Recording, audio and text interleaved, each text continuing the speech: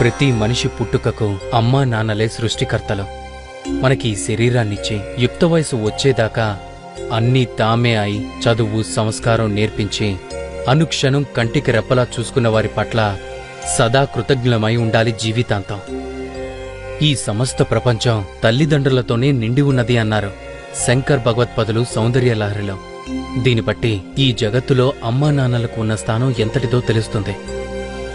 తల్లిదండ్రులు వాగ్దారుల వంటి వారిని విడదీయడం సాధ్యం కాదని అన్నాడు కాళిదాసు రఘువంశంలో. అంటే సృష్టిలో తల్లిదండ్రులకు గల శాశ్వతత్వం ఎలాంటిదో స్పష్టమవుతుంది.